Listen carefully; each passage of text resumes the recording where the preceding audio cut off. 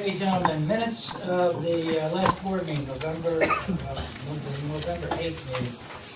Did you all get copies, and if so, was there any problems? If not, motion to accept. I'll move it. Motion by Dave, second. Second. Second by Paul.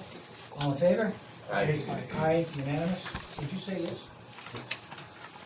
Okay, now we have, before we get into our regular business, we have a public hearing with regards to local law introductory I regarding solar energy, and I'll have our town attorney, Herb Cully, go through that legislation. Yeah, the town board is considering expanding the allowances for solar energy systems. Specifically, there's a definition of rooftop mounted and building mounted systems, which would permit rooftop systems as long as not more than 25 inches above the plane of the roof and so long as tilted toward the south at an optimal angle. Small scale solar energy systems are now defined as being up to 25 kilowatts per hour of energy, which is more than our prior statute allowed. The solar energy system basically has to be for owner-occupied use. As well, the rooftop and building-mounted solar energy systems are permitted as of right in all zoning districts subject to issuance of a building permit, and it has to be obviously located on an existing structure. As to freestanding or ground-mounted solar energy systems, they would only be permitted on lots greater than 1.5 acres in size, and they would be subject to review by the New Hartford Planning Board and the grant of a special use permit. The statute further itemizes some of the review criterion, which as well would include reasonable costs incurred by the planning board for consultation fees and expenses in reviewing any proposed site plan that came to them for a special permit use. I think that's it. Dave, do you have anything else? No, that covers it. Anyone have any comments with regards to this local law? I have a question. Stand and please give your name for our town clerk. Justin Reeves, and it mentioned about the I can't remember, the small or... Yeah, it says small-scale solar energy systems. For purposes of this chapter, the term small-scale solar refers to solar photovoltaic systems rated up to 25 kilowatts per hour of energy, or solar thermal systems which serve the building to which they are attached. Is that eliminating anything over 25, or it's just not addressing anything over 25? It's basically this is permitted. You'd need a variance if you wanted to exceed that. Okay, so it would be possible to get a variance depending on your scenario if you wanted to go over 25? You would. I can't tell you yes or. I understand that. I'm just saying it's not. I mean, the old ordinance completely ruled out everything over 10. 10, right. So this has gone from 10 to 25. But it does leave the option of site-specific. You could go beyond that if it was allowed by the planning board? Zoning board. Zoning board. But that was the same under the old law. Right. The old law, the only way that you could do it was with a Use variance. Right. I thought it was a different variance. No, it's a use variance, which is very difficult to get. Okay, so it's always been a use variance. Yes. Okay. Yeah. That doesn't change with No. Justin Reeves, R-E-A-V-E-S. But this increases from 10 to 25. Huh? Yeah. Hello, my name's Judy Jerome. I addressed you in the spring about this very issue, and I wanted to thank you for considering changing the kilowatt installations from 10 to 25. That makes a big difference for my house. I have some other suggestions. I have read in detail your proposal, and here are my suggestions for further consideration and revision. In the purpose section under section A, knowing that we want to encourage the use of renewable energy, I mean, that is where we want to be in the town of New Hartford. Not setting barriers, opening doors instead of setting barriers. I would use, instead of the word accommodate, I would substitute the word encourage. Let's remove barriers instead of creating them. That's a linguistic change. Under section C4, which limits all solar installations to 25 kilowatts, there may be instances where a larger installation is needed, a farm perhaps. I would make it easier to file a variance than what has been done in the past. The variance procedure is in 14 pages and $300, and you risk having the zoning board say no. So make that the excessive over 25 kilowatts easier than in the past. In section D2, permitting, you talk about minimizing aesthetic impacts. Aesthetic impacts is a very imprecise term. One person's eyesore is another person's aesthetic. It is impossible to judge that, and I would suggest that this phrase be eliminated. In fact, this view is supported by the American Planning Association, and I quote, their guidelines say, "It is generally not recommended that municipalities overregulate for aesthetic concerns, such as, quote, conspicuous panels that are visible from the street, conspicuous equipment tied to the panels or glare.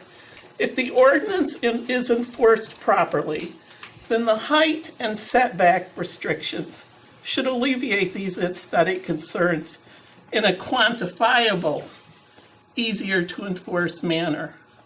That's from the American Planning Association. So I would encourage you to consider that. Also under section D4. My reading of this says that the planning board can charge back costs to the homeowner for expenses in connection with the review of a proposed site plan. I really object to that. The purpose of the planning board should be to assist homeowners and others in the installations of solar, not penalize them for considering renewable energy resources. Take that out. That's what our town should be doing. That's what the planning board should be doing. This is a deterrent, not an encouragement. Please do not add this section to the code. Section E3, and this is for surface-mounted installations. The screening requirement and the location of 75 feet from the lot lines seems excessive to me. It's not what I'm doing in my house. We have roof installations. But other people may want to install surface mount installations. And 75 feet seems very excessive, way too stringent. Again, we should be encouraging renewable energy, not creating barriers. And just so you know, I didn't come to these suggestions out of the blue. I looked at several codes in similar municipalities around the country, and these were gleaned from their codes, which you can find online. My major source for this was a guide published by the Department of Energy Efficiency and Renewable Energy at Solar America Communities. This is published by the government. It's called Solar Powering Your Community, a guide for local governments. This is a comprehensive guide to solar and includes a chapter on updating and enforcing local solar rules and regulations. So again, thank you for raising the limit from 10 kilowatts to 25 kilowatts. Don't let it go at that. There is additional work that needs to be done. So thank you, and move along. Thank you. With someone else? Ma'am? Yes. I just want to, Maggie Riley, I'm a resident of the town of New Hartford, and I just want to say that I support the town's decision to go to the 25 kilowatts per hour, which is matching New York State's standards at this time. I support the town's decision as a resident of the town, as an engineer that believes that we must go to clean energy, which would be our renewable energies if we're going to lessen the use of fossil fuels. To combat climate change, which we all know is real. And I also support this as a grandmother who wants to leave this earth for our generations to come in a condition that's livable for them. And I also want to say that I think the town of New Hartford, being the town that we are, could become a good example for not only our county, but also for the state in the idea of becoming 100% renewable, which is something that a lot of us in the state are pushing, not only the state, but also the county. I think we can do that with what you're doing right now, raising the value from the amount from 10 kilowatt per hour to 25 kilowatts per hour. I also think that the town of New Hartford could also do it for the town, that a lot of our own buildings, there's a lot of ways that the town could do it as the town and not just as residents of the town, which I'm pretty sure both the county and state are going to start to promote. And I think we need to educate our residents, not only say, yeah, it's okay to go to 25 kilowatts per hour, which probably a good majority of our residents don't even know what we're talking about tonight. So I think educating our residents for one thing, and then also promoting it. I know Judy sounds like she did a heck of a lot of research, which I can't say I did, but I'm glad she did. But every single resident has to do that. Every time I talk to somebody who says, I think I'm going to go solar, but I know it takes hours. I got to look at this guy, this guy, this guy, and everybody's handing me a brochure and saying I'm the best. And every single one of us has to go through the research of, well, who's the best for my house? And I hear everybody go over and over it. Well, what if we did that for them? And you're like, well, gee, I need another job, don't I? Well, there are residents who would be more than happy. As a resident and as an engineer, I would be happy to help the town of New Hartford. Some of us have gone to the city of Utica. We're going to go to the county, and we're going to offer our help. So it's not just, we come here and you always hear something bad from us, or we're agreeing with you tonight. At least I am. And I'm also offering assistance to help the town of New Hartford become more renewable themselves, promote it in the town, and maybe help the residents get educated, because I know I'm one of those residents who has to go now, research it, and figure out which system is the best for my rooftop. But I do want to thank you very much for going up to 25 kilowatts and matching New York's. Thank you. Thank you. Anyone? Yes, ma'am. Right here. Yes, hi. My name's Deborah Wilson-Alem, and I'm at 2 Laurelwood, and I would like to commend the town council and particularly Councilman Reynolds for bringing this to your attention and to making these revisions. I think this is definitely a step in the right direction. My husband and I looked into doing this in our house as well. I didn't do nearly the research that Judy did, because we fairly quickly realized that this was going to take some time for it to pay off. It's a relatively expensive process at this point in time. However, if we're to live in our house long enough, we know that eventually it is going to save us a great deal of money. So it all kind of depends on individuals and individual homeowners as to whether it makes sense to do it right now, it makes sense to wait. Since, it's something that I think we all want to do for taxpayers is to save money. I'd like to see some of this 25 kilowatt limit eventually lifted, and I'd like to see more renewable energy throughout the town. I think that would save taxpayers money in the greater area of New Hartford, and it would also save individual taxpayers money, for those who decide to do this eventually down the road, even if it's more expensive now. So I would also encourage the council to look again at this and see if we could, push it a little farther. Thank you. Anyone else? Yes, sir. Hi, my name is Nathaniel Gould. I'm a physician at Slocum Dixon and a resident in New Hartford. I have solar panels on my house in New Hartford. And I read that in detail. I wrote Dave previously with some of my suggestions. I think this is very good for residential. The 75 feet from the neighbor's property, I would say that there are lots of people that have sheds and other pieces of property that's much closer to 75 feet that's potentially much worse aesthetically than a solar panel. And if potentially trees or something was blocking it from the neighbor even seeing it, then I don't see why it would be a problem.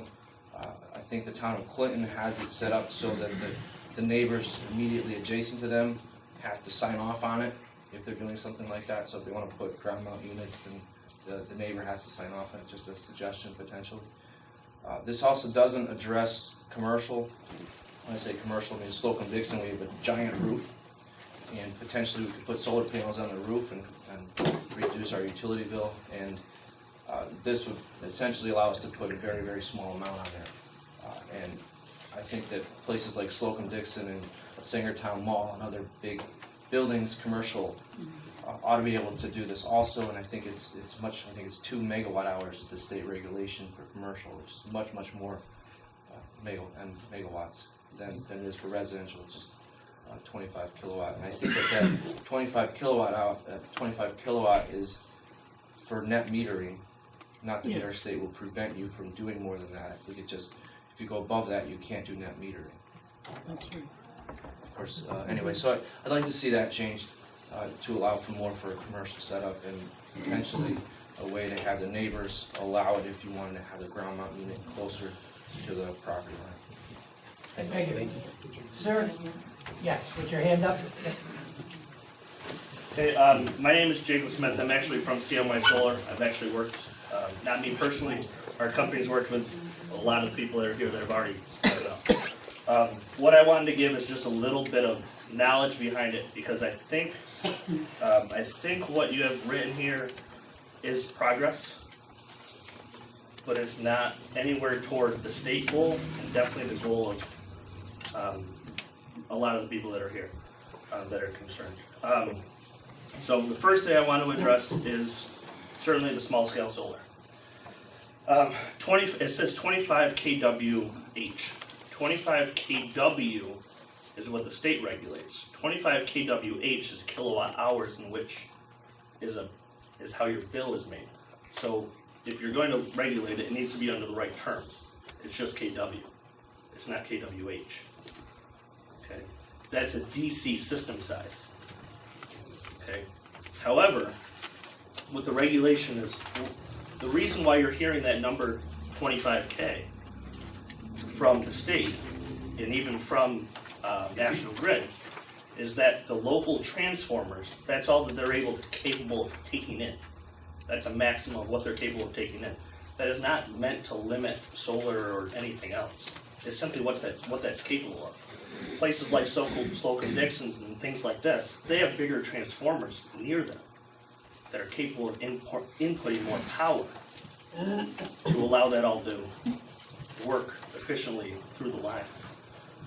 So that limit is not meant even by the state to limit anything. It's simply saying this is all that all the power can go back into the grid from the net metering process. So 25K is helping residents. It is. You're doing right by the people themselves. But what I wanted to give to the board, if it's okay, is I want to give 2 examples of quotes, okay, that we have given to 2 places from this town. Okay, one here that I have here. I'm not going to use names. Well, can I ask you, is this a sales pitch? Oh no, not at all. Okay, because you said a quote. These are quotes that we've given, so I want to show just the town. I don't want to tell any of these people. Okay. I want to tell what I mean by these. Why would I show these? Okay. What these are here. The first one that you're looking at here. What this shows is simply that is one that we actually brought to the town last year. It is a 60K system that was denied simply for the reason that said we don't go over 10K.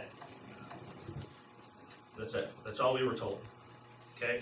That specific business had potential to save $315,000 throughout 30 years. Only because you said 10K. However, if you look at actually at the pages behind that, you'll see that that's actually in the township of Sequoia and has 4 houses that can see it. So there's no aesthetics. There's no aesthetic reasons. It's simply just the rule that said 10K. Okay. The other one is actually right down the road from where we are now. They haven't formally presented here yet, but they have the ability to save over $801,000 over a 30-year period. And I just feel that these limits stop all that. I mean, could you imagine where that money goes? I mean, I know it's over 30 years. It's hard to break that up throughout all that time. You know, maybe that's $10,000 a year. Maybe it doesn't hire even one person, but it could end its way back up into the town. But I mean, I just feel that the knowledge behind it, to see the things that are going behind it, to have a limit at all, really doesn't suffice and doesn't match the plan of the state itself. If what I feel, what I sense by having been into some of these, is that there's a potential that you want to stop these ground-mounted solar farms from getting all over the place as well, because you do have a lot of wide open land. There are ways to present, I mean, to just asphyxiate that in and say, you know, no ground-mounted solar over 25K without a barrier. Something that says it, if that's what you're looking to do. I'm just trying to understand the goal that you're trying to achieve. Because I don't know what I guess that's what I'm trying to figure out for them is what ultimately is the goal that's trying to achieve by the limit. That's all I have. Thank you. Thank you. Anyone else?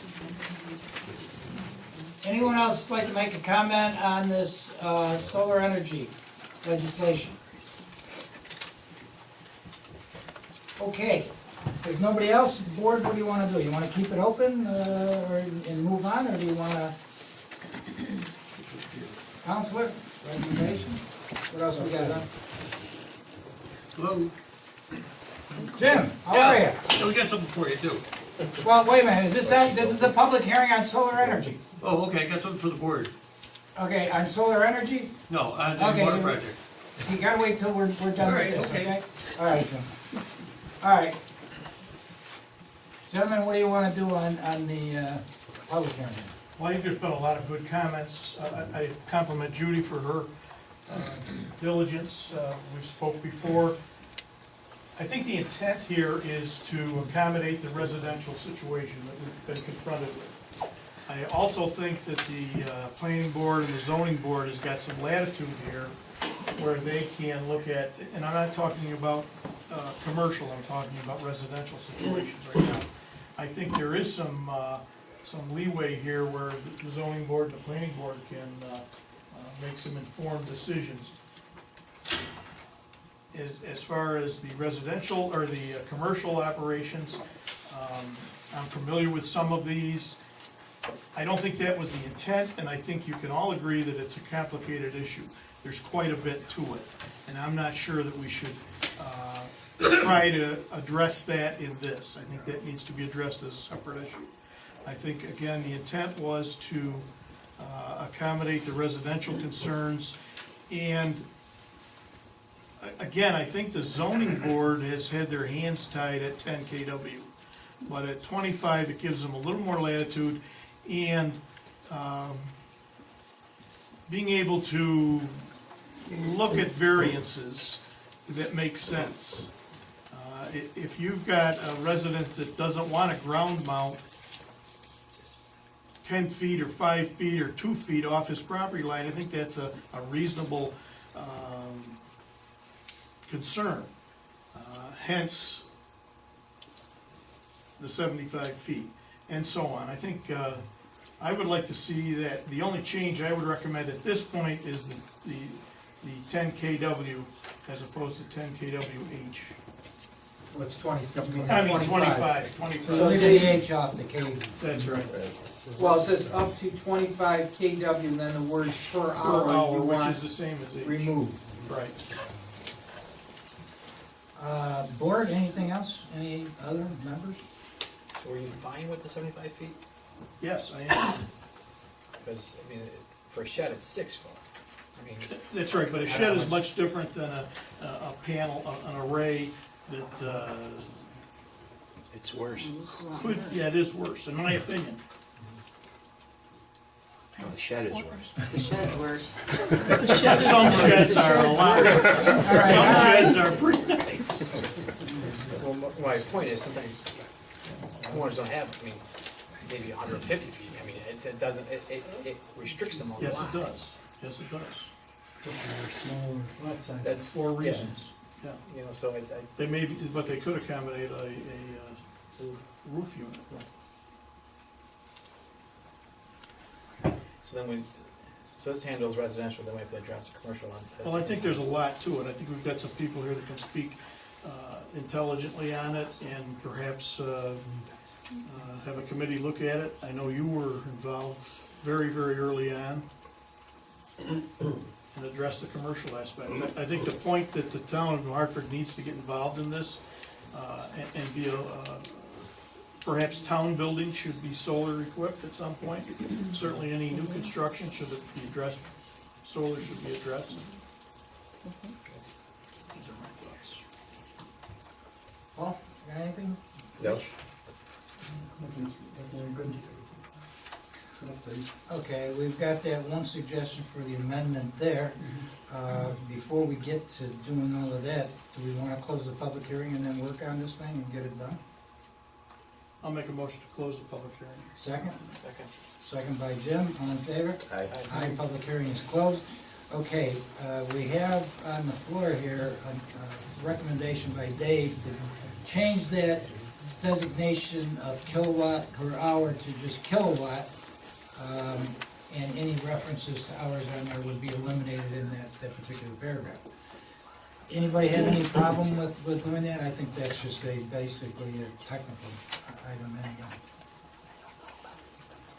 Okay, so if everybody's in consent, then we'll make that change now, if you would, Herb, before we go. Anything else that anybody would like to see changed in here before we take a vote on it?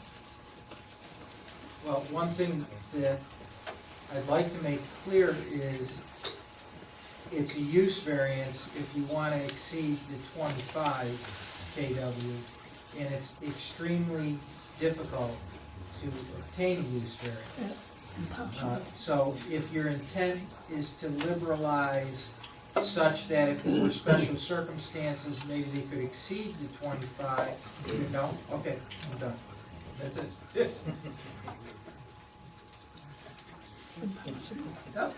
Thank you. Okay. Anyway, any No, I other, just want to know, it's tough to get a variance. It's expensive. is there anything else that Then the they board say would like no. to see changed in this legislation before we take a vote on it? Okay, with that one change, with regards to eliminating the per hour on the kilowatts hour, do we have a motion to accept this new legislation? I'll move it. Motion by Dave, Second. second by Paul. All in favor? Aye. Aye. Okay, moving on. We do have one presentation here. Vincent Xavier is here. Gentlemen, I talked to you about the cell tower that was proposed for the town park some months ago. Herb and Vincent have been working on this to come up with a plan. They have worked hard at this. Additionally, they have come up with a contract for the town to take a look at tonight. So Vincent came down. Before we get into all the intricacies, basically it's going to be, they would take a parcel of land by the water tower in Sherwood Park. For that, they would pay us, It's $1,400 per month, 2% annual increases, or 20% of gross revenue, whichever is greater. okay. So that's the basics, okay? Now, since Vincent's here and he's got a long way to drive back to Albany, Westchester. Westchester, even further. Took me 4 hours to get here, so. Oh my you get God. time and that's all. Get them out of here before the snow starts. No, that's all right. I gotta get on. So if you guys got any questions, that's why we've got them here. And then Herb could get into the legalities afterwards, but why don't we get the questions bounced off Vincent first? Or do you want to make a statement first, Vincent? It's up to you. Can I do something first? Sure. No. No. You guys say it first, Vincent? I already heard the type of statement you made. We're not letting you talk anymore. He's getting Go ahead. anxious here. I'm sorry, go ahead. Yeah, the plan that you see shows the location. When these folks came a few months back initially, there was talk about siting the tower near a residential area off of Route 12.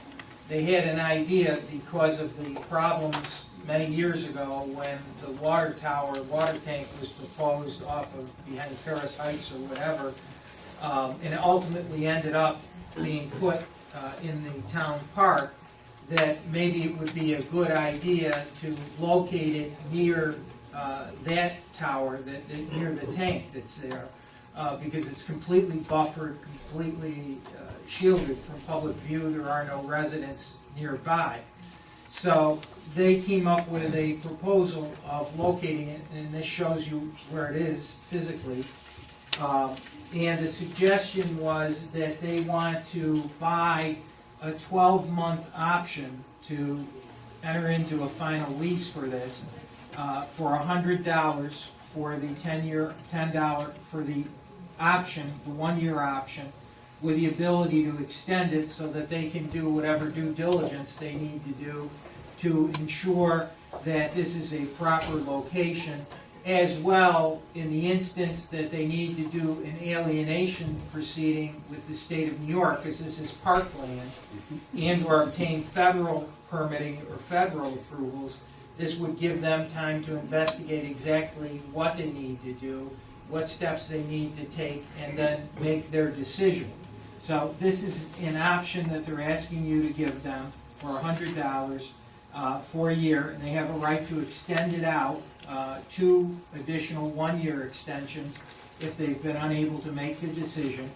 The lease, if the lease is entered into, would be for a term of 10 years, and they would have an option for 9 additional 5-year renewal terms. If they exercise all the renewal terms at the end, they could have a 6-month period to decide to try and renegotiate. The rental is $1,400 a month, or 20% of the gross revenue, whichever is greater, with an increase of 20% the first year if they renew, and then after that, if they keep renewing, they're 10% increases. They're not going to interfere with other. I think you. Is that right? It's per term. The initial Yeah. term is 10 years, that's why it's 20%. 2% times 10. Yes. You said per year. It's 2% So a per year. year. 20% per year. They will not interfere with other uses. They have access to the property, which is shown over the existing driveways. They'll provide us with $1 million, $2 million insurance, additional named insured. If the town, for whatever reason, tries to sell that piece, they would have a first option to buy it. If they terminate, for whatever reason, they're fully obligated to remove all equipment on the site. That's the substance of the lease terms. Gentlemen, you got, go ahead, Vincent, did you want to make a statement? So just a quick statement. So for the record, my name is Vincent Xavier. I'm the regional manager for Homeland Towers, working on behalf of Homeland Towers and Verizon in this instance.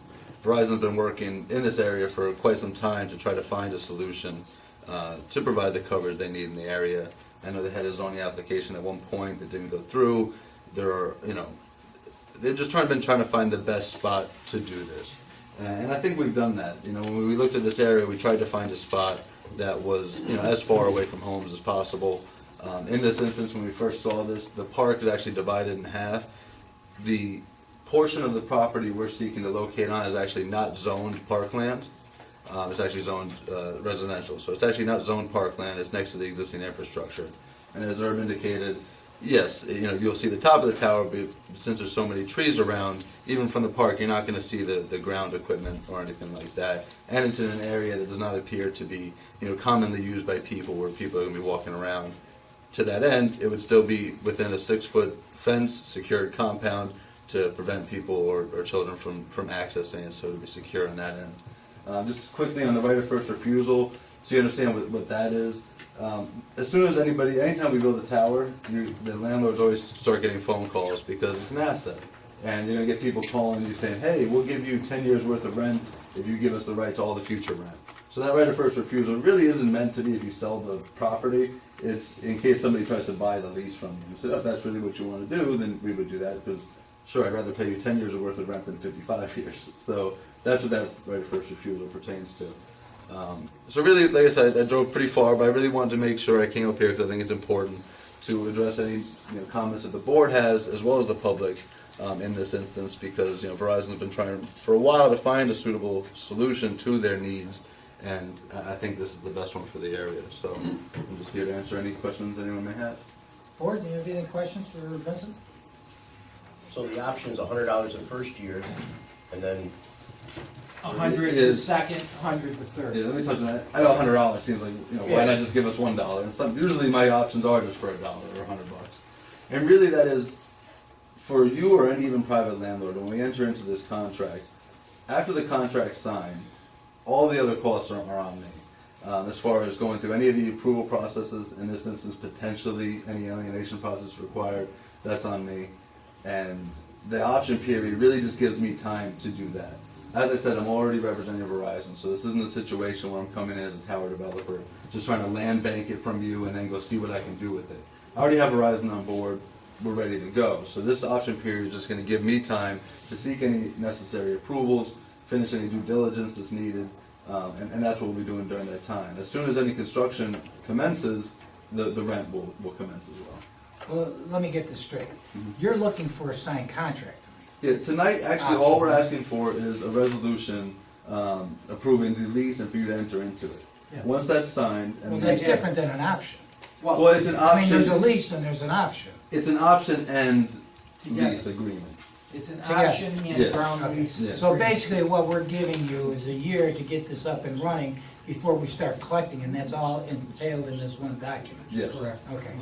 And that's extended for another 2 years after that? If needed, yeah. And depending on when we get That's on. where I got a problem, Okay. okay? Yeah. Because to me, that seems like extending it. I mean, 1 year, I don't have a problem with. Mhm. Maybe even 18 months. Yeah. But basically, you're looking at the possibility of going out 3 years here before, there's any revenue generated here, and that ties up a lot of stuff here, in case the town wanted to do something with that property or whatever. Well, that's one of the reasons we really want to get in here and have the discussions now, because if there is any potential planned future use for that, then maybe that little 5,625 square feet isn't the best spot. I don't think they're really going to have any other uses for it, and honestly, if this takes me 3 years, I have a problem, because that means something's not going right. Well, It really comes to, when I'm trying to, if we have to go through the alienation process, and I have to get on the state legislature, once we get this contract to move forward, we're gonna start that process, but I don't know when I'm gonna be able to get on the legislative agenda. So it does take some time. What we could do, like, maybe reduce, instead of it being 1 year option and then another 2 year option, we could do 1 year, and then a third year, with a condition that the third year isn't automatic, where it has to be approved by the town. Yeah, because even though it's not like we would use it for park use, Mhm. there may be something else. Sure. No offense, but there may be another cell tower company that comes in. The county is looking for places to put up towers for their Yeah. Emergency response center up there. I did reach out to them, by the way, as well. Yes, They I'm were- glad you did. He did yeah. tell me that you talked to him. Yes. But I mean, these are the types of things that I'm talking about, not necessarily recreational use, but use that the town may look at and say, here. And the problem with this is, it's tied up for 3 years with, automatic options going out there for that long. Like I said, I don't have a problem with definitely 1 year. 18 months, maybe 24 months, but I think once we get into that third year, I think that's really, in given the 2 years, given the circumstances you got with the alienation and stuff like that, that's why I'm saying 2 years. But that third year, I would think that within 2 years, you should be able to have this thing. Well, what I did, the way the resolution, I believe, is written now, it makes it so that the final contract is when it's suitable or approved by your town attorney. So we can make that revision, I think that's very reasonable. The third year option be contingent upon me coming back to the town board and showing that I haven't been unreasonably delaying this or anything to show that, listen, we're working on this, please allow us the third option if necessary. But it'll give you the option at that point, you could technically say no, but there would have to be language in there that says the denial could not be unreasonable. Because obviously if I'm in the middle of the process and you change your mind, that's money that we spent already towards You that. could come up with something like that in the next 5 minutes? Yeah, well, I just. Well, not 5 minutes, it could be over the next few days. Well, yeah, but if we're going to approve it, we want to be able to approve it with whatever. Well, the resolution I can doctor right now. Yes, right. Well, the resolution could be undoctored, because it just says the contract has to be in a form suitable or. Right, but it says two additional, Oh. the whereas says a 12-month option and two additional 12-month periods. So I'll just change it to one additional. Okay. Do one additional and then the third upon approval of the town board. Right. Dave? Yeah, is there anyone else on that site? In other words, it's just Verizon? No, as a tower developer, unlike if you were dealing directly with a carrier, they're gonna build the site just for them. I'm gonna build this with the intent of having as many carriers on as possible. It's in my interest, obviously, and it's in your interest, because you'll get that revenue share of more carriers. Also, you get the benefit of. Stop right there. Yeah. More carriers come on, our revenue goes up. Yep, because it's either a base minimum that you can count on for your budget, or 20% of gross revenue. Okay. So if I get all 4 carriers on there, I maximize the amount I'm gonna get, if that 20% is more than your base, you get the greater of. To that end too, I'm also gonna design it so that it structurally can support that, and I've already spoken to the county, and if you or the town, or the county or the town needs it, the top of the tower would be reserved for the municipal purposes free It of would be charge. high enough for him?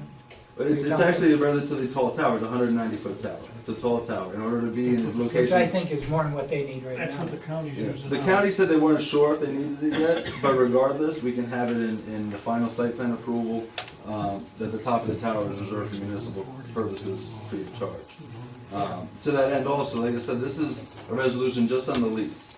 We would still need to come back before the town board with a full packet for site plan approval, which would include, FCC compliance, the full drawings, everything else. So this isn't the final approval that you would need to give us in order to move forward. You're gonna get a whole package as if we were going to your planning board or your zoning board with photo simulations and everything else, that you would then need to approve that as well, next year. Now, I think it's a good idea, in all honesty. I think it's a nice plan, because it keeps the tower out of the residential areas. It gives the town a little bit of extra money up in the parks. The one thing I would like to see is what you just mentioned, Vincent, was to reserve the top of that tower for municipal uses if needed down the road. And if it's not explicit, what we can do too, Herb, is just simply note on page 3 of the lease exhibit, which I don't have in front of me. If you could switch to the third page, I'm sorry. The lease, here's the lease. Yeah. What we could do is just, if you want to make a notation on the lease exhibit, pointing to the top of the tower and say reserved for the town of New Hartford use at no cost.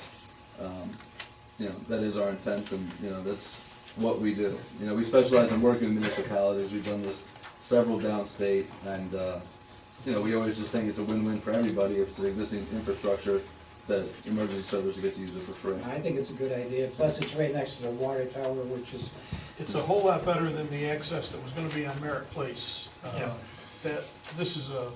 You're talking about the old application they had? This is a lot better than that. And, I don't know how to say this without sounding like threatening, but, there is other tower developers out there that are looking at least up private property much closer to homes. And they are pushing the carriers to use that. That's why we've stopped that from happening by saying, listen, the town is open to reviewing this proposal. Let's see if we can put it somewhere on town property far away from homes first. Any impact on the water tower at all? No, it would be completely outside the water tower area. And No impact. access to that, our Parks Department's not here, or John, you plow that, John? No, they're done. How are you? Good. I never saw the final, is it the one behind the barn? Or is it the? No, Right next it's to the water it's the other tower. one, next to the water tower. Okay. Yeah. And the only concern I believe we had in the field, there was one turn you were concerned about. If we need to improve that turn a little bit, we will simply improve Yeah, I was that. just gonna say, all your construction vehicles and stuff would have to go through the park? Yes. So, and that road for the water tower obviously is not nearly capable of a lot of heavy equipment, cement, mixers and things like that, so that would all have to be, If anything needs to be improved, that would be done at our cost. But, obviously you were able to get vehicles back there to put the water tanks up, so, Right.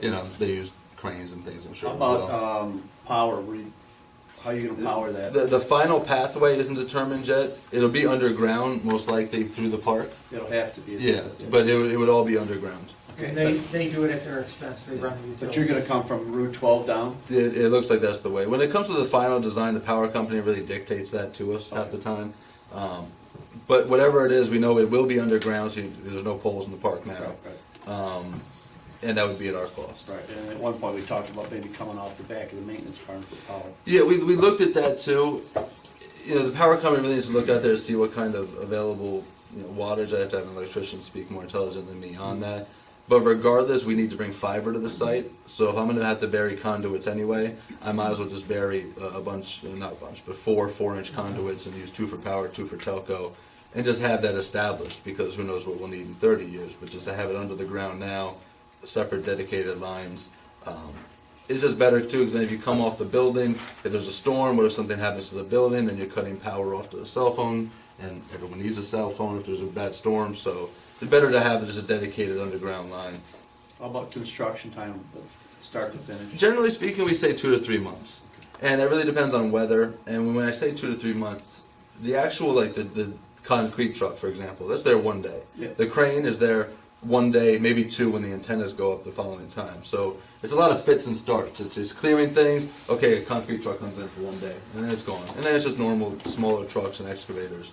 And the crane comes in one day, that thing gets stacked, and that's it, and then it's gone.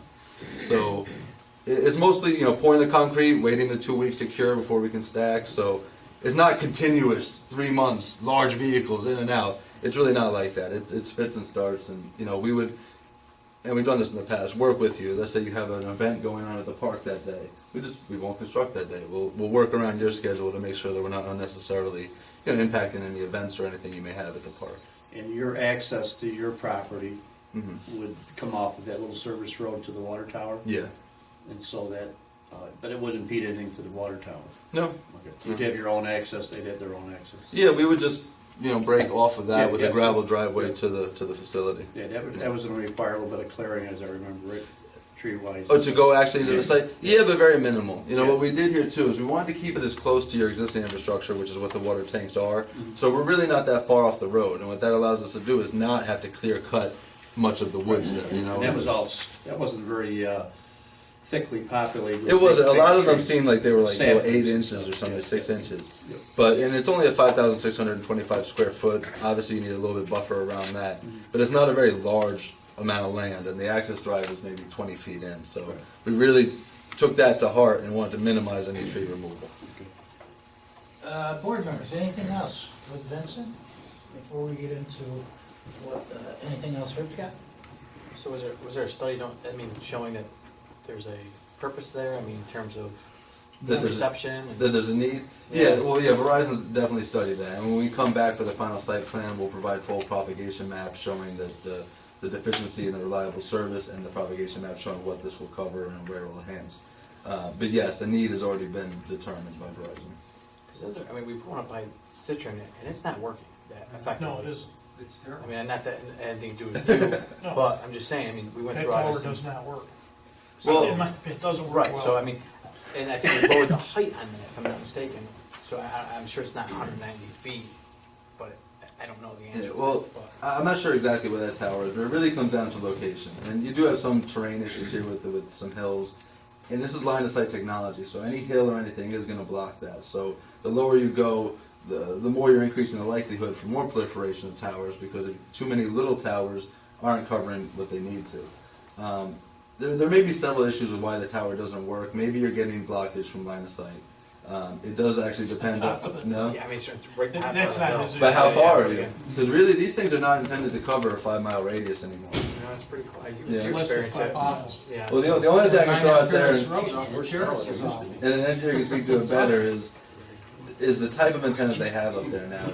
They're transitioning from their regular 3G to a 4G LTE, which is data over different frequencies, and those frequencies don't propagate as far sometimes. So it depends what antennas each carrier has up there and who you have. Like, for example, are all 4 carriers on that tower? Do you know? I don't know. What carrier do you have? Verizon, well, they're probably on there. There's a lot of different things. I can definitely ask, listen, if I'm having the engineers do all this work, I could have them ask and find out, because a lot of times it is maybe just, you know, the antennas that are up there, so, Sure. you know. Well, we Would can you do ask is I'll them get the just information. for the heck of it? Absolutely. Okay. Anything else? What was the name of that tower? Just want to, Vincent, you said 190, what's the maximum you can have? Well, really, technically, there's no maximum if you can build it, but anything over 199 feet has to be lit by the FAA, and we don't do that. For one, just from my perspective, it's annoying because I got to worry about this light bulb that has to change sometimes. I've got this tiny electrical bill, which is annoying, and nobody ever likes it. You know, people don't like cell towers sometimes in general.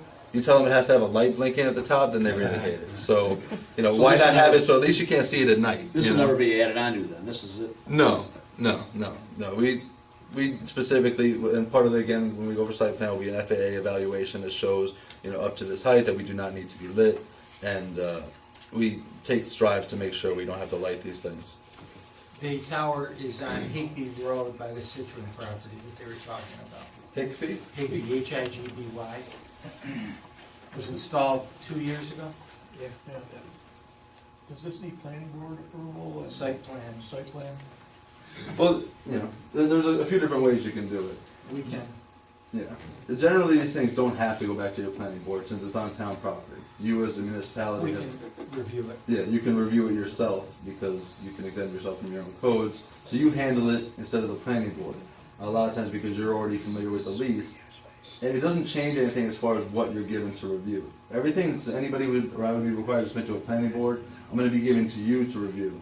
So it's just a matter of having the town board review it versus the planning board. But it doesn't save us any time or anything. It's just a matter of having everything efficiently done by one board. Herb, you got anything else? We have the resolution.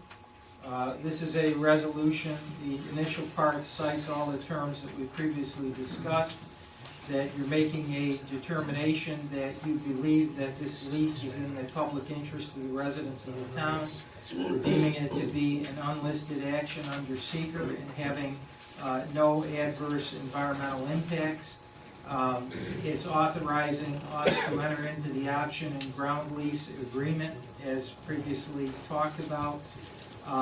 What it does do is this resolution is subject to a permissive referendum, and Gail would have to, as town clerk, publish and post a notice of adoption of the resolution within 10 days. And then there would be a period wherein a referendum could be requested, and then after that, we would finalize some of the terms of the lease. Well, we want the lease finalized by before even the notice being posted, and these couple of changes we can make over the next couple of Okay, days. good. Finalize that, and then have her publish the Publish the notice. notice. Sorry for the extra Christmas work. But anything you need as far as the language of the notice, you know, we can help you with to publish in the paper. Is that the resolution? It is. Okay. We have a motion to move on this? Make the motion. Motion by Paul.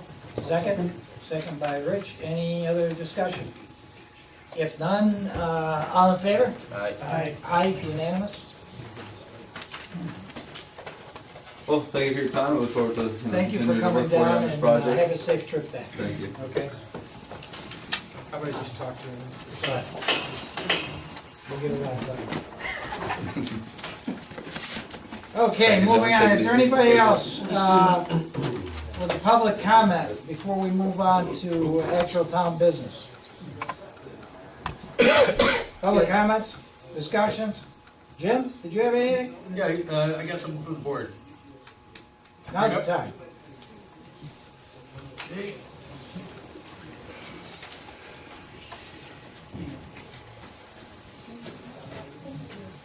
Here's for Gail. No, and Rick, we've got something for you.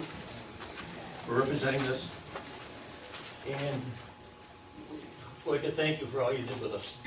You helped, you tried to help. Well, thank you. And you know, you tried to help, and I put that down in the thing that you did everything you could possibly do. Um, You did a good job. well, Even thank she's shaking you. her hand. Thank you for not bringing the water. Yeah, it's just, I got one in Herb, he gets paid $62 a year to represent the town. This isn't the town, it's the town. And he's hindered us trying to get our settlement with the insurance company. The insurance company is on their own. Here you go, pal. But, Herb, you guys win too.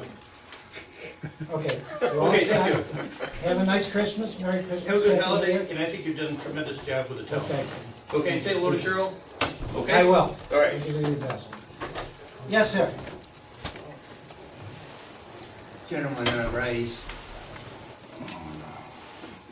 to say thank you. As a resident, I wish to say thank you to the board and wish you well in this whatever endeavors you do. I'm under the understanding some of you will be leaving the board and some of you new ones will be coming on. And I rise because it is a good, rightful, and joyful thing always and everywhere to give thanks to the Lord. And I want you to know my prayers and my wishes, best wishes, are for you and with you. And to all who are here tonight, I wish a very Merry Christmas and a Happy New Year and a Happy Hanukkah.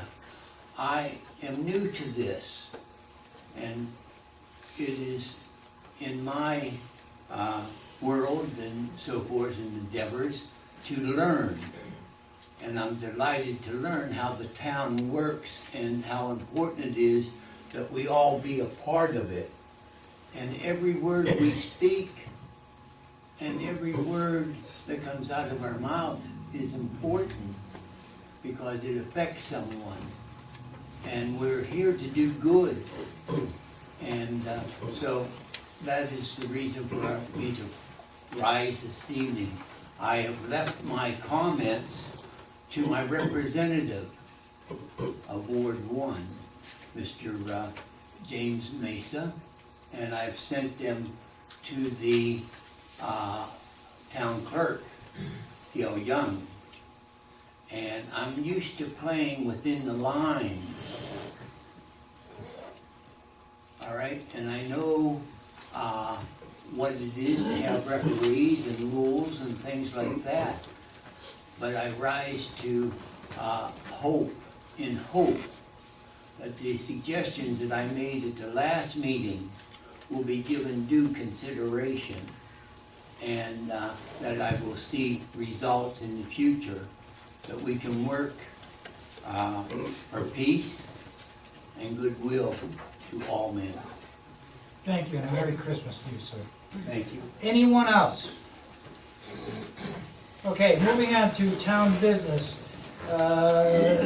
Town standing committees, start with Councilman Reynolds with Parks and Recreation. We've got a seasonal appointment in your packet. The Winter Rec Program, Dennis Filipkowski. Start date would be January 8th through March 26th. It's a budgeted item. I'll make a motion that we approve that. Second? Second by Paul, all in favor? Aye. Aye, unanimous. Anything else?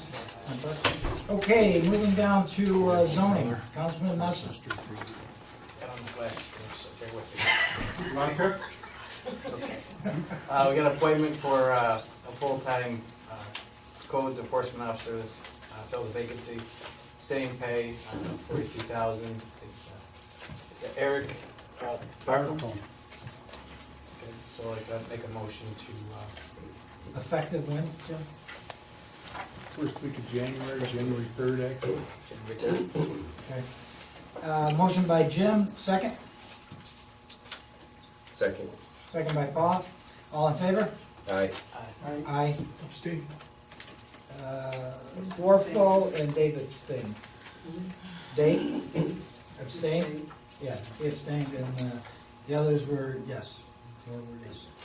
And then we have a vacant part-time fire inspector. Looks like we have Carmen Lapino for $30,000. I'd make a motion to appoint him. Second? Second. second by Paul. All in favor? Aye. Aye. Aye. Dave, are you unanimous? Aye. Unanimous? Anything else, Jim, for the zoning? Public Works, Councilman Michion. Yep, we got a dedication of Glendale Avenue, for the Kessler development that's up there. I have all the documents. I've been provided with the deed and all the other necessary papers for the recording. I've reviewed them and everything's fine. I think Rick has already signed off on it. Yes, sir. Okay, so, go ahead, Jim. Yeah, so was it Mayor in Whitestown, or what, they had issue last time? I mean, did he? Supervisor? He's all set. Yep, he's all set. They took care of the drainage. Yeah. Do you have a signed document from him or anything saying, because I want to come We back? met. Well, I talked with him on the Yeah. phone, I talked to him before, this was going on, I talked to him afterwards, he was fine with it. He went down there with, his highway superintendent, they both looked at it. And I know Rick talked with, their highway superintendent. And he's okay with it, right, Rick? Yes. And he's fine. And I had just 2 questions for you. How does this affect, because I guess you were getting sued by the guy that was here for the codes. That litigation, I believe, is still ongoing. Yeah, it's not gonna affect It it. doesn't Yeah, it affect won't that? affect us. Okay. And then that'll be making so people can pull building permits now and. Yes. And get Yes. CFOs on the street, correct? Yeah. So we can get real It'll be a houses up there. dedicated road. Okay, all right, perfect. Yeah. All right. Okay. Anything else? So we got a motion, right? Yep. By Paul, second? Second by Jim, all in favor? All right. Aye, unanimous? We got the bid opening results for Woodbury Oxford Road area. There was 1, 2, 3, 4 bidders.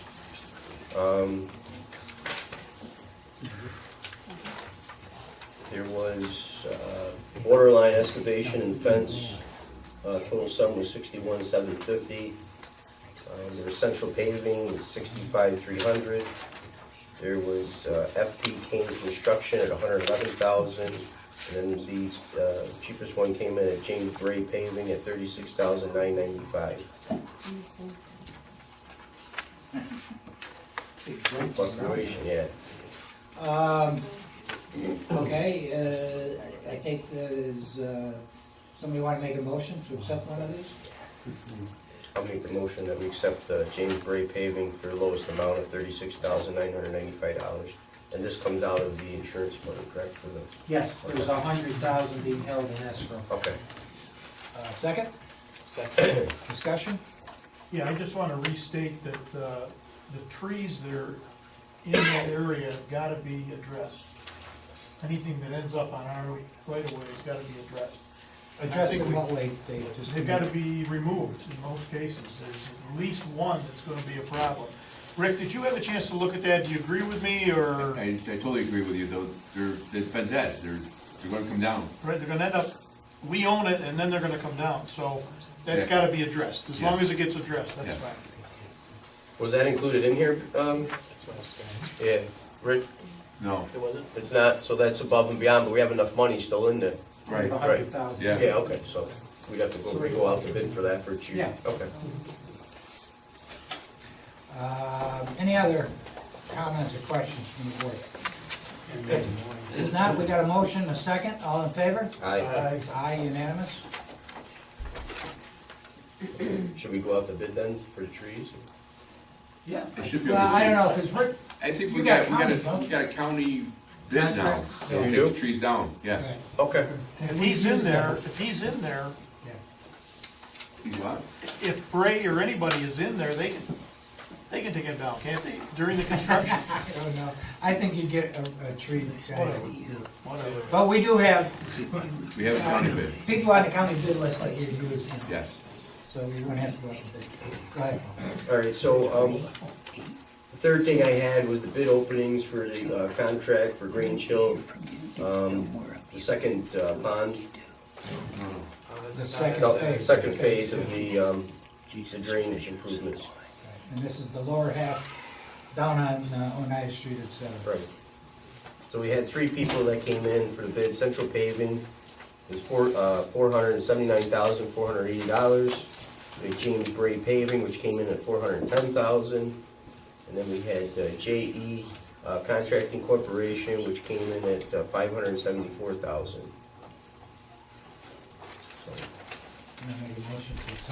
Yeah, so we make a motion to accept the lowest bid, which is James Bray Paving at $410,000. Second? Second. Second by Jim. Discussion?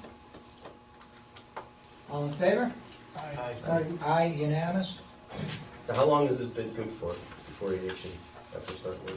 Is it 90 days? Yeah. How long is the bid good for? Yeah, I mean, how long do we have When to? does he have to start? Right. I Well, not didn't see that, no, any- how long is it good that we can, if we hire, how many days do we have? Well, it's up to him, isn't it? Did he put it, did he? Was there a time set in the specs I'd have to look. for commencement? There's usually a time specified in the I spec. think it was, 30 May days? 1st, or April 1st. April 1st? Yeah. Okay. Okay, anything else? No, that's it, thank you. Okay, moving on. Public Safety Courts, Councilman Reynolds, and I don't know if Rich is doing it or Dave. The animal shelter agreement is in your packet. There are no changes. Make a motion that we accept that agreement. Allow me to sign it here. Authorize- Council's already looked at it. So we got a motion by Dave, second. Second. Second by Jim, all in favor? Aye. Aye. And also the police department rate and changes in their contract with Sangertown and St. Luke's. There's an increasing it to $60 an hour. Make a motion that we authorize the supervisor to sign that also. What was it increasing from? It's increasing to 60. 260. I'm not sure where it was. Wasn't it like 50, Yeah. $50 an hour? It's going from 50 to 60, yes. Right. And just for a clarification on this, because at the last board meeting, we were going to schedule a public hearing because we thought that it had to go as a legislation to change this rate. However, the chief checked it out, and in the original legislation, it said you could change the rates merely by board resolution. So that's why, if you look at the old board minutes, why we're not having a public hearing, because we didn't need it. Okay, so I just want to make that clarification. So we got a motion to raise those fees from 50 to 60. Second. Second by Jim. Discussion? All in favor? Aye. Aye, unanimous? Something else, Steve? Police commission vacancy, but I think Jim is going to bring that up next month. Is that?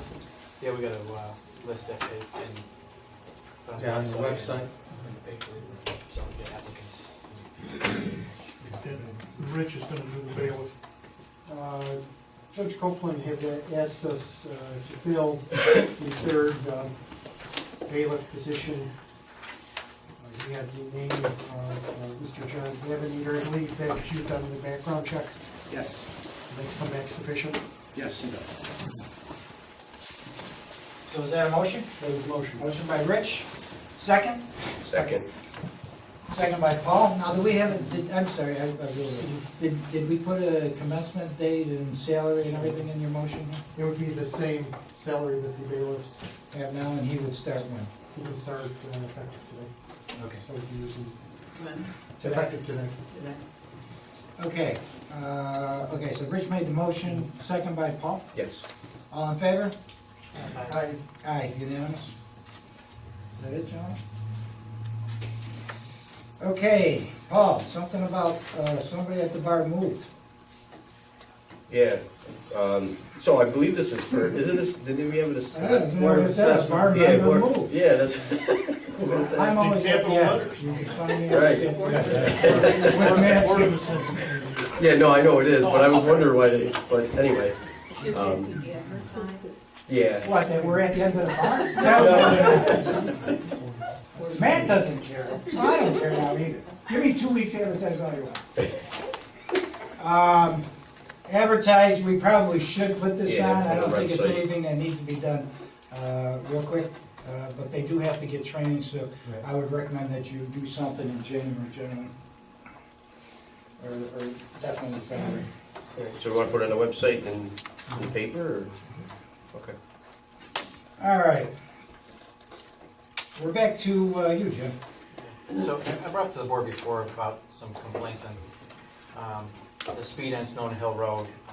I want to talk with Paul. We're going to look at getting the consistent speed limit to, and it's going to take a while, to 45 miles per hour because there's some inconsistencies up there. But also look to get some either some children at play signs as well as school bus loading signs put up there near the residential part of Stone Hill. So I don't know if that has to go through the chief or. Did you talk to the chief? Yeah, I did take a look at it. There has been a lot of new construction over the last, say, 10 years on upper Snowden Hill. What's the speed limit now, chief? 45. Well, it's 45 up to the top of the hill, then it goes to 55, and the people in that 55 mile an hour area at the top of the hill are the ones that are starting to express concern. Kids are out waiting for the school buses and so forth. And you're only talking a small stretch of road, maybe at most a half a mile where they're asking for the speed to become uniform at 45. So my recommendation is to make it 45 all over the Neal's Golf, or really all the way to the intersection of Brett Hill Road. So Does this have to go to the county or DOT? The DOT. DOT has, They said it, right? We asked them for a study.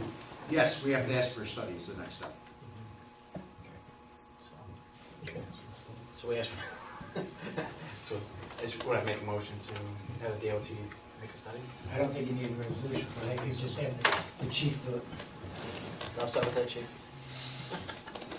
I mean, because the study's not going to change anything, it's just got to come back to the board. Right. All right, what else you got, Jimmy? Just the signs putting up there. What do we need for that? We need to have Rick, do we make those signs anymore, or do we buy them? Not those, we have to buy those. All right. Those are special. All right. Do we have a location, you know, instead of just throwing them out there, do you want to go out No, with? that is, and that's always an issue, to be quite honest with you. You know, people want the signs, but they don't want it on their front lawn. So it really would be, Jim, reaching back out to the people who want to say, are you willing to have it on your front lawn? Well, plus, with a hill like that, we want them, that they're going to be visible and stuff. Do you want to work with Rick and the chief and see where the best locations are, so you can determine how many you're going to need? Yep. Okay. Right, look at both. Sounds okay. All right, that's it. And then also, I've been asked to do a study for Thurston Boulevard for lighting. There's no lights on a good portion of that road. Did you get a petition from those people down there? Not yet. Because they're going to need it, because you're going to have to create a district down there. So need a petition, also need a study from National Grid, right? So that they know what the cost is going to go. Yeah, because that's the key. I'd probably ask National Grid to And I'll do tell you it the Study first. first, Yeah. and then go get a petition. That'll end the petition. Right, it's request. Yeah, no, I know, I did it twice and then wanted it. Well, because there aren't a lot of people to Right. close up. Right. Yeah. And it depends upon what type of lights they want too. If they want the fancy lights, they cost you more. Old-fashioned street light. Sure. All right, anyway, We're good there, and then that's just duplication down there for C, so we're all set. all right, and Herb, you want to go on with this Verizon again? No, but I have You want to talk about two the other solar towers things. and what they should No, do? I have two other things. The Pritchard litigation against the town, we were successful in federal court. He filed an appeal, and his appeal was dismissed. So that litigation is Who over. handled that? That was done through Travelers, through our council. Oh, through the insurance company? Yeah. And the last thing I have is I'd like a resolution. We talked about the special metals tax certiorari proceeding last time we were here. The school board last night passed a resolution approving it. The value, as we indicated on our assessment rolls, will stay the same so that the sales tax is not impacted. However, a pilot is going to be granted, and the pilot would be based upon a value of $13 a square foot, which is consistent with our appraisal. And Special Metals is waiving 3 years of refunds, which are over $800,000. To the school, not to us. between the school and us Now, what's and that? the county. I don't know. Couple $1,000. It's 800,000 in refunds. This is for the new construction, the pilot? No, this is just for the existing, for the years 14, 15, 16. They're now going forward with the new construction. I'd like a motion to approve that. Make a motion. Motion by Paul. Second? Second. Second by Dave. Discussion? All in favor? Aye, unanimous? And we didn't incur any legal fees or appraisal fees. It's one in a row. Starting the year off right. You guys are doing all right. All right, what else you got? Councilman, you got anything before we go on to Danny's stuff? Dan, you're up. Okay, the first thing I have is I did the annual Justice Court review for the year 2016. I have the report and everything in the packet. It's the same every year. It's in accordance with the Justice Court handbook. I looked at 7 different areas, all of the functioning of the courts. Everything seemed to be working okay. I found no exceptions. I just need a board resolution to approve that report. So moved. Second. I'm sorry. Oh, I was talking, all right, it's already got my ear over here. A resolution to approve the Justice Court report. The Justice Court, we had a motion by Dave, second by Rich. All in favor? Aye. Aye. The second thing I need is Adirondack Bank, one of the banks we use, is requiring us to get a board resolution to have the authorized signers changed effective January 1st, 2018. NBT Bank isn't requiring that, Adirondack for some reason is, so I need a board resolution that would say effective January 1.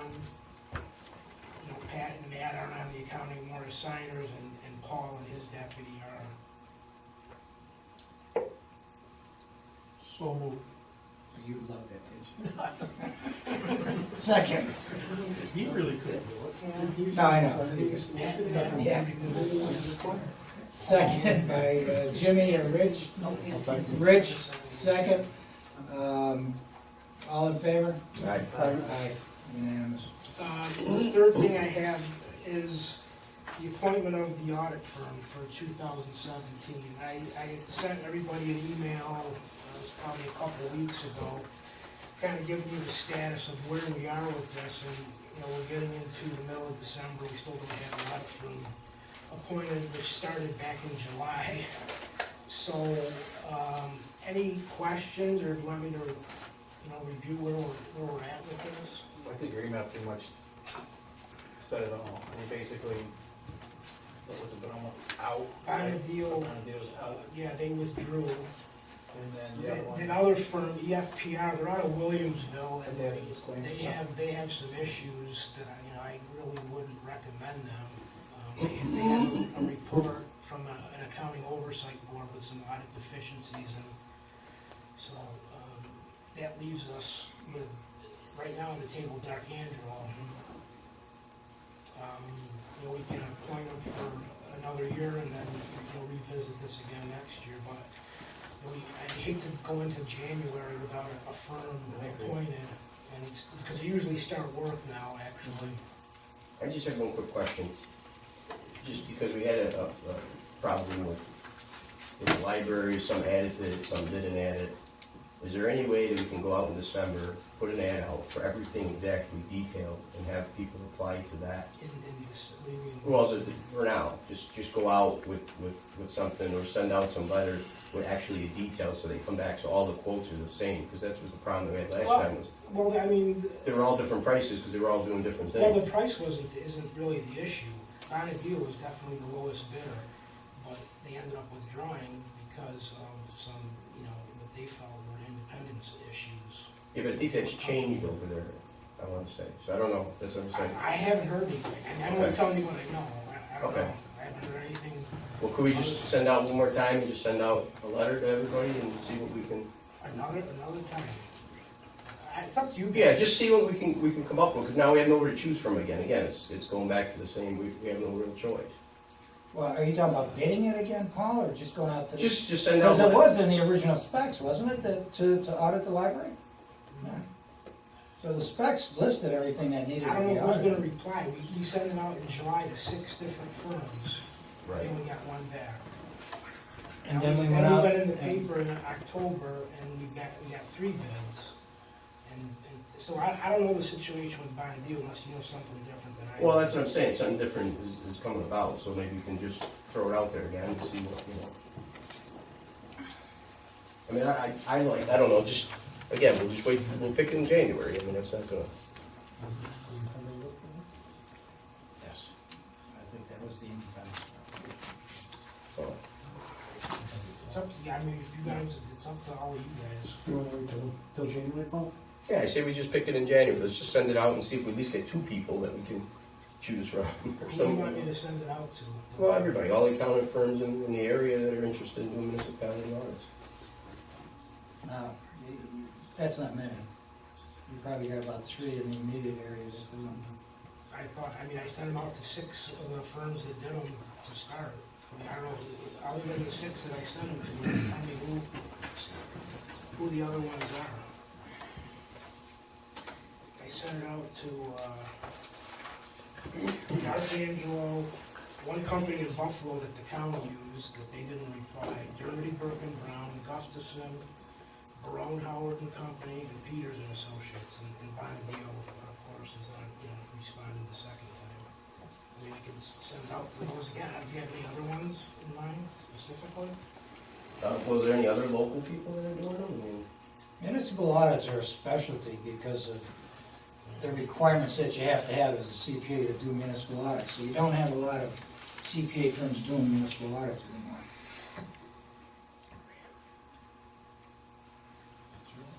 Huh?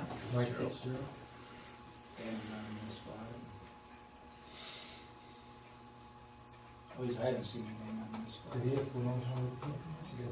Yeah, I talked to John, Call he him. did, I thought he was gonna, submit, but he ended up not.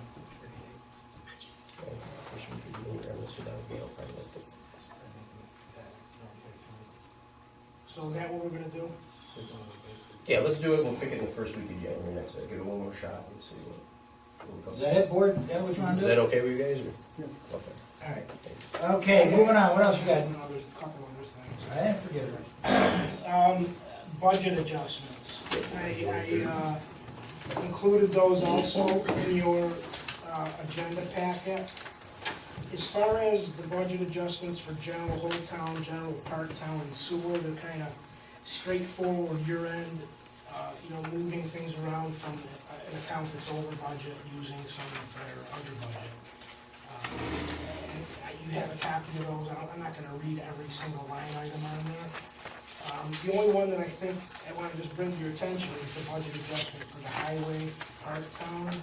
Just because in order to get that to work as far as the budget, we're gonna have, that storm disaster account was $585,000 over the $250 we had originally used the fund balance, a lot of the fund balance for. So in order to make that balance, we're gonna recognize the savings in health insurance of $125,000, for this year, based on the contract that was put in place. We're anticipating getting $330,000 from Oneida County. I think Rick has kind of confirmed that to some degree with the county. And in order to alleviate the remaining part of that $585,000 over budget, we need to use another $130,000 of the fund balance. So that's that's a proposed budget adjustment to account for that overage. Yeah. I don't know if there's any discussion on that. What that was done, what that had to be done. Unless you guys want to make it. No? Got a motion? Make the motion. Second. Discussion? All in favor? Aye. No. What else you got, Danny? Just about, just wanted to get to that, that's all. Okay, that's all you got? All right, ice control for New Hartford School. Starting, actually November, last month of 2017.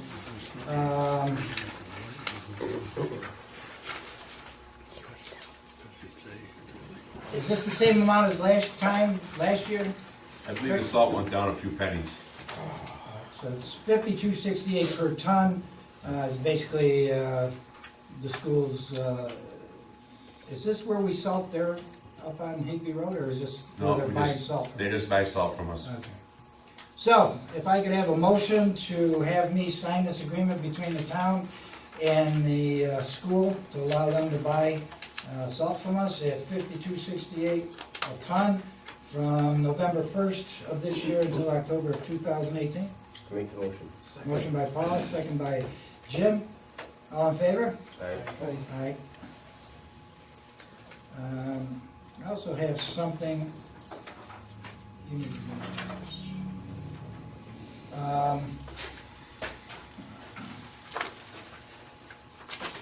Which was sent to me, if I find it.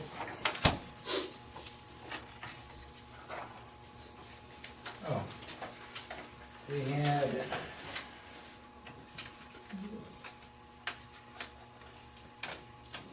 Okay, Barb had this from the county personnel.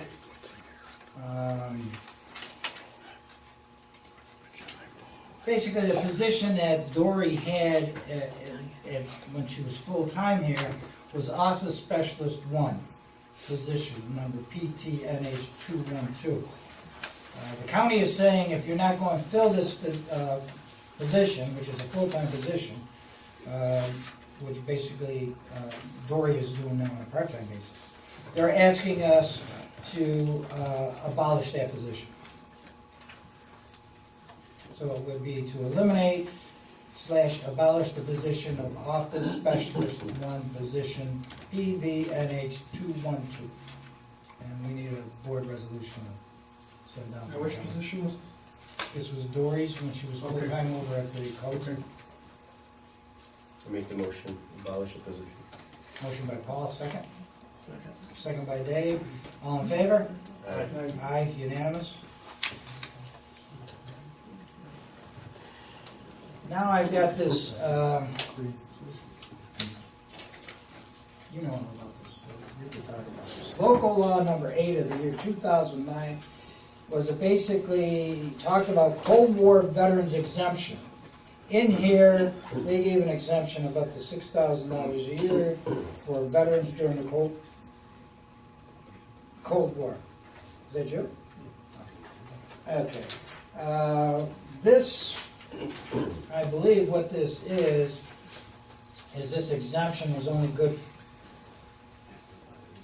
for 10 years, and they're asking us to change this to make it to infinity, basically is what the note says. 10 years to infinity.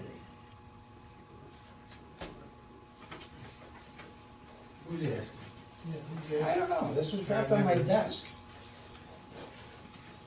I don't think you should do anything until I get a chance to research whether or not you How can. did you know about this? I don't know anything I about thought you were it. the one that gave this to me. You guys have it next Can't year. imagine council right To infinity. And beyond. That sounds like a long time. All right. Was it Buzz Lightyear or something? Here, take that with you. A Cold War veteran is people who served between September 2, 1945 to December 26, 1990. You're gonna run out of those before you run out of infinity. Yeah, I was gonna say, you're gonna say infinity forever. Okay. We've got, I guess that's it. Audit of the, pardon me, next meeting.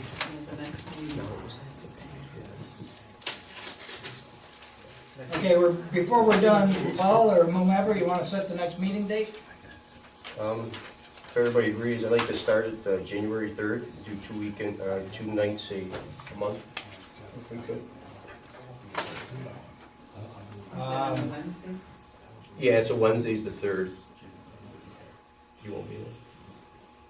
Okay, so, well, how about we start, could we just come with the first date and then we'll pick the dates for, because we were supposed to sit down Friday anyway, so. Okay, so January 3rd will be our next meeting. Is it okay with everybody? Yeah, that's all you're setting is the next meeting, Yeah. because in the organizational meeting, you'll set Set the the dates. dates of all of them. So I'll change it so you're here. Yes. 6 o'clock still? Yeah, that's fine. Okay, that being the case, you got some vouchers here, gentlemen? So move it. Okay. Second?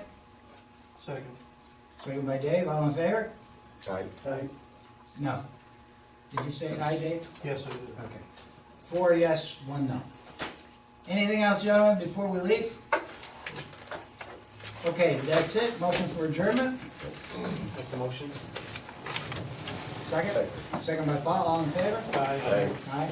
Gentlemen, have a nice holiday. You too. Thank you, Pat. All, give me a call on Monday, okay? We'll sit down. Thank you.